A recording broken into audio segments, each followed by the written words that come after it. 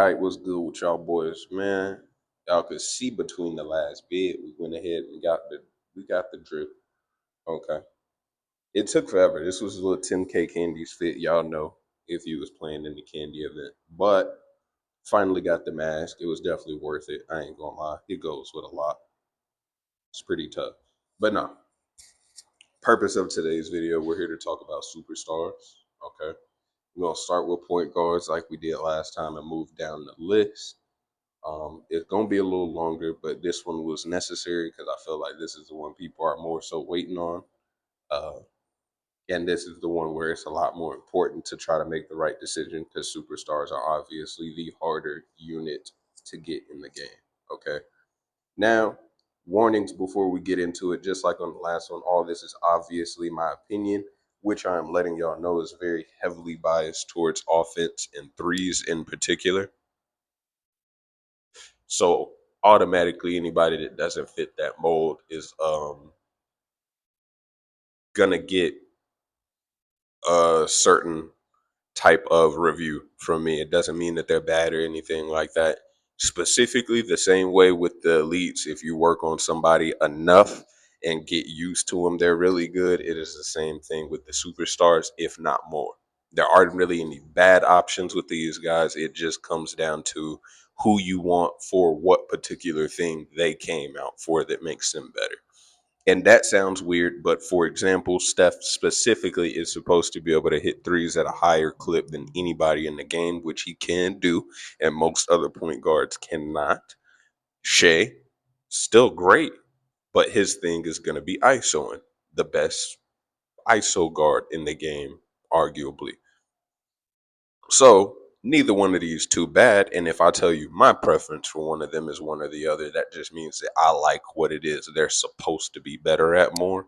You might like the aspect of whatever the other person is better at, though, which would make them a better choice for you. Hopefully that makes sense, but I'll try to explain it enough when we go through them so that y'all get me. All right. Starting with the people we don't have, we're going to go Chris Paul, Kidd, and Drew Holiday. Jason and Drew are going to be your better options if you want to have defense and offense still, like a solid offense. Paul, in my opinion, is too easy to guard.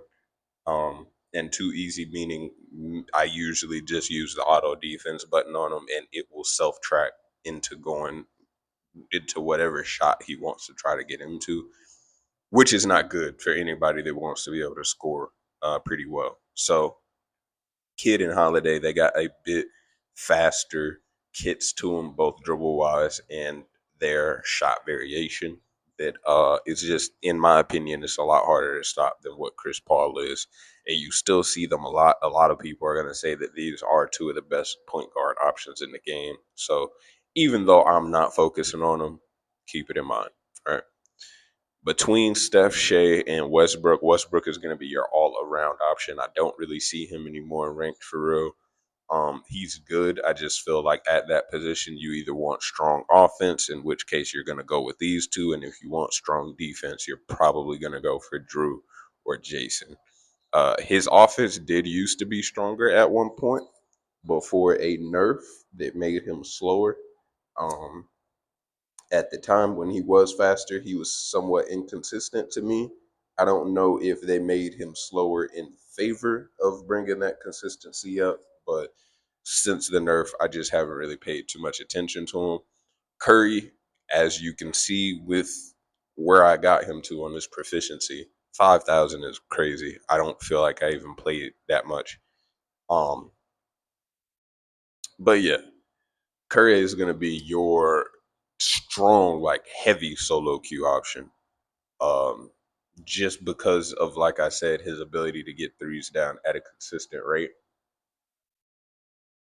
I say he's a strong solo queue option because him being able to knock down that many threes consistently and then an alt that just pushes that even further. I won a lot of games that I never should have won. I've been able to stay in a lot of games that I never should have been able to stay in simply because it is really hard to do anything about a Curry that can continue hitting those threes. This man can get 5 or 6 threes up during the game. It is going to be very few people that are going to stop you unless you're playing against someone who's doing the same thing. Outside of that, he's ridiculous and very low talent. Hungry too for anybody that's starting out and doesn't have a lot of talent cards. You do not need a lot of his talent cards to start using him. I believe I had like 2 talents on him maxed out before I ended up deciding to just reset him and use somebody else, and that got me to Hall of Fame with him. So I would say that that's enough. So very good option. Shai at the same time, also great option. Like I said, best ISO ball in the game.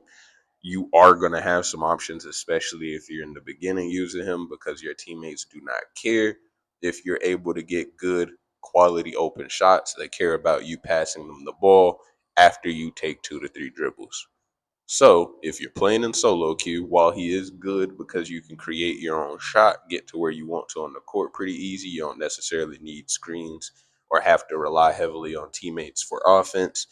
But you will have some games where you probably get iced out after the first or second time you touch the ball just because they don't want to see all that dribbling. And that's unfortunate, but that's just kind of how it works. So might be a little less friendly to people starting out in the game or it's still at lower ranks. But if you get a little bit higher, people kind of can know to respect what it is he is capable of because they know what he can do, right? We're gonna save shooting guards for last just because this is a position I main. I'm gonna have more to say about this one and be able to give a little bit more depth on some of these characters. So we'll go with the forwards, the centers, and then we'll loop back around the shooting guards at the end. Okay. When we talk about small forwards, we'll make it fairly simple.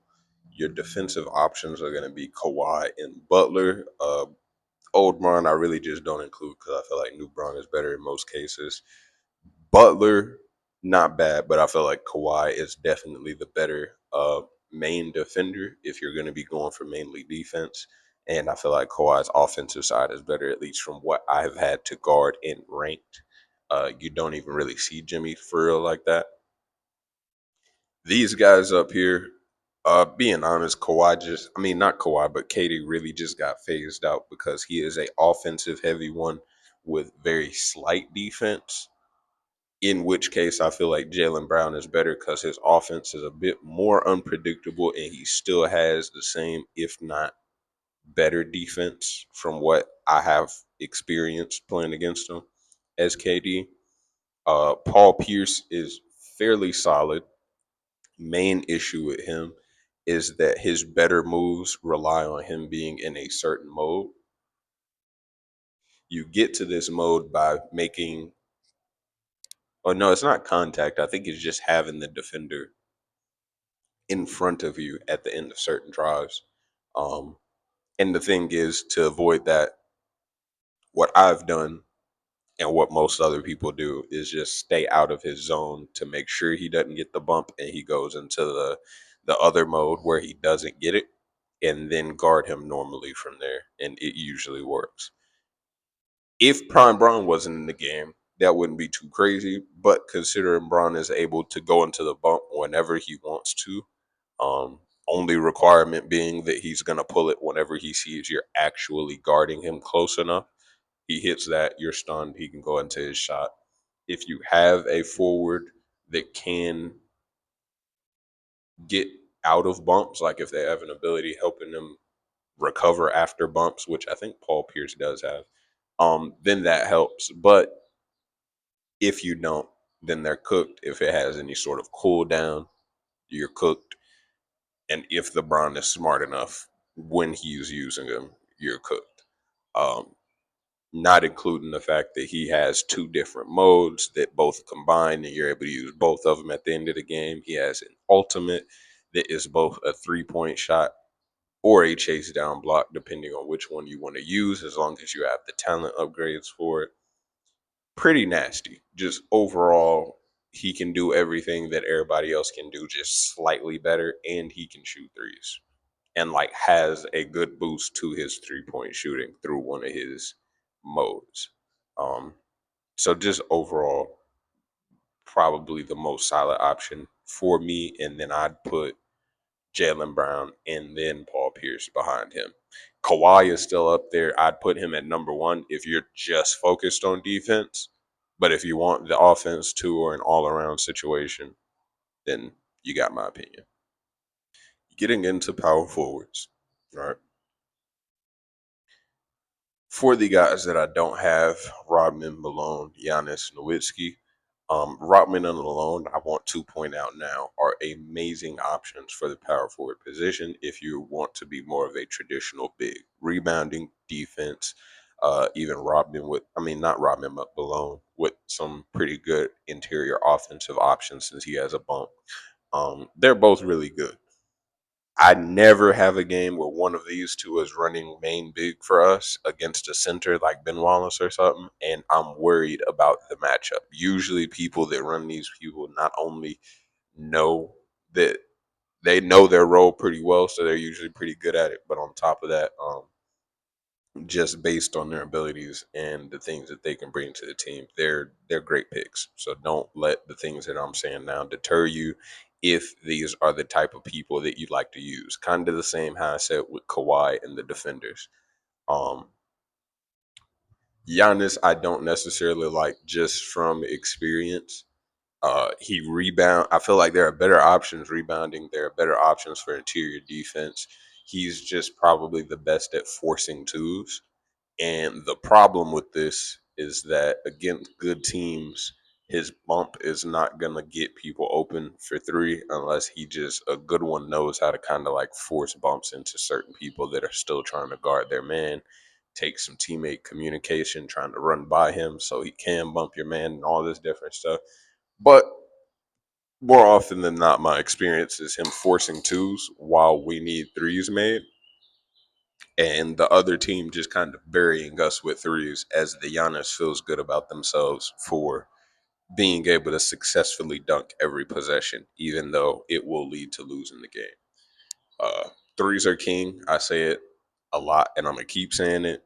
And with that being the case, and him not having any very reliable ways to create threes for the team, or even getting rebounds just when they're missing, so that he can get that back out, I'd just say that there are better options for real.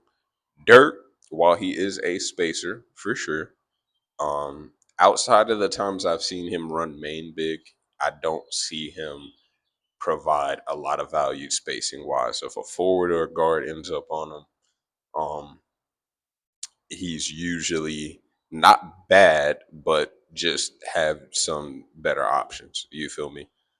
So that being said, like I said, these guys are the ones that I don't use. The ones that I do being Towns and Tatum. Both of these guys in their own ways are really good. Combos wise, Tatum is going to be better, having a lot of unpredictability to him since he can switch his modes and everything like that based on how his kid is.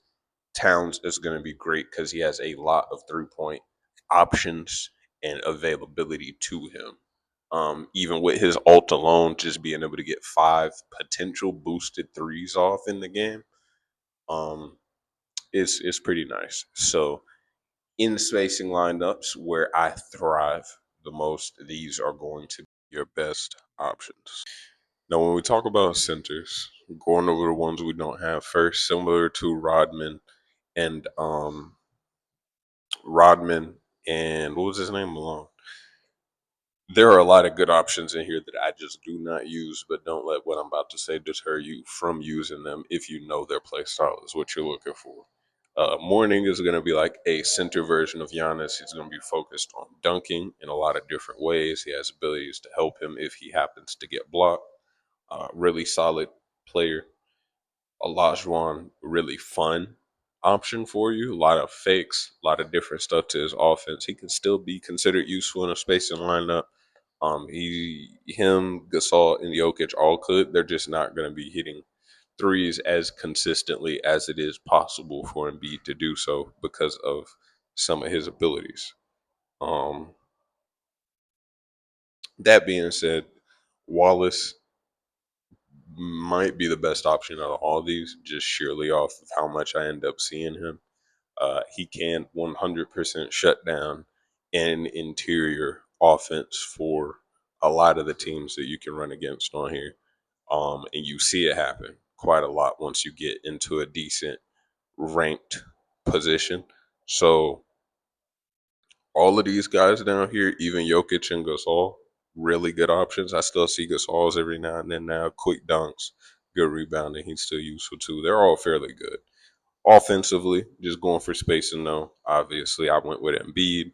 Um, and he's really good at doing so, plus still being able to rebound and have a kind of creative kit to him. He has some different shots you can get into once you do get to the inside, somewhat like a soft Elijah Wan. But yeah, he's pretty tough. He's fun. AD is not bad in the matchups I've played against him and with him on my team. He usually does okay. Another option for spacing, just more so long twos than threes.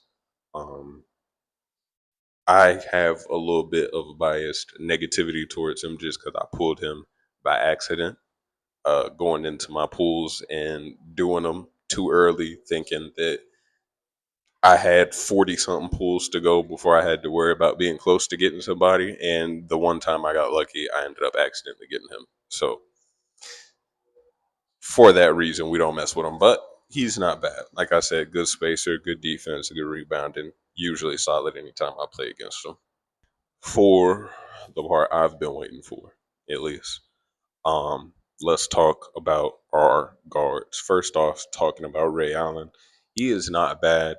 The reason that I consider him to be uh, worse than his elite counterpart in Tyler Hero is because I've had a harder time guarding Tyler Hero every time I have guarded him versus all the times I've guarded Ray Allen. Simple as that, honestly. He's not bad. He does have some nice animations and things like that to him. It's just maybe I haven't played against a team that's utilizing him the best. I don't know what it could be, but Hero seems a lot harder to stop for me, and I run into Hero a lot more than I do Ray Allen. Which should tell you something because you would think the one I'm running into more would be the one that would be easier to guard. But yeah, Ray is just he's not as capable as some of these other guys are, at least right now and with the ones that I've played against. Okay. Going through the ones that I do have and that I have mained so far, Wade is my least liked. I know that's going to be a bit controversial. A lot of people would consider him the best shooting guard in the game, if not best guard overall.